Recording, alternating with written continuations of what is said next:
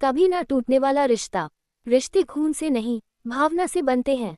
गांव का एक छोटा सा इलाका था, शुद्ध हवा, मिट्टी की खुशबू और हर सुबह पक्षियों की चहचहाहट। वहां एक बूढ़ा दंपति रहता था, हरिराम और उसकी पत्नी लक्ष्मी। उनके कोई संतान नहीं थी।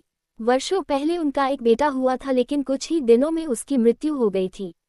उस सदमे से उबरना उनके लिए आसान नहीं था, लेकिन उन्होंने एक दूसरे का सहारा बनकर जीवन गुजारने का निश्चय किया। हरिराम गांव के बच्चों को पढ़ाता था और लक्ष्मी गाय भैंसों की देखभाल करती थी। उनका घर साधारण था, पर उनमें अपार प्रेम था। हर रोज शाम को दोनों एक साथ चौपाल पर बैठकर पुराने किस्से कहानियां सुनाते। उनका जीवन लोगों के लिए एक आदर्श था, कैसे बिना ज्यादा साधनों के भी कोई सुखी रह सकता है। एक दिन गांव में शहर से एक 7 साल का बच्चा आया, नाम था नील। वह अपने नाना नानी के पास गर्मी की छुट्टियां बिताने आया था। लेकिन नील के माता पिता में तलाक चल रहा था, जिससे उसका दिल टूटा हुआ था। वह चुपचाप रहता, किसी से बात नहीं करता, न तो खेलता न मुस्कराता। गांव के लोग उसकी हालत देखकर चिंतित थे, पर किसी से बात नहीं करता। तभी हरिराम ने सोचा, क्यों ना मैं उसे अपने पास कुछ समय के लिए बुलाऊं।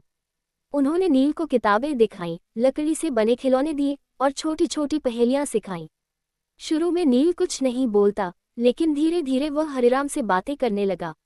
लक्ष्मी ने उसके लिए खास खाना बनाना शुरू किया, खिचड़ी, आम का अचार, गुड़ की रोटी। नील का चेहरा चमकने लगा। हरिराम और लक्ष्मी को वह दादा दादी कहकर बुलाने लगा। 3 हफ्तों में वह इतना बदल गया कि सब हैरान रह गए। एक दिन नील ने पूछा, दादी, मेरे मम्मी पापा तो मुझे प्यार नहीं करते, लेकिन आप मुझे क्यों इतना प्यार करते हैं? लक्ष्मी की आंखों में आंसू आ गए। उन्होंने धीरे से कहा, बेटा, सच्चे रिश्ते खून से नहीं, भावना से बनते हैं। जब दिल मिल जाते हैं तो अपनापन अपने आप आ जाता है। नील ने लक्ष्मी को गले से लगा लिया और पहली बार खुलकर रोया। छुट्टियां खत्म होने के समय नील बहुत उदास था।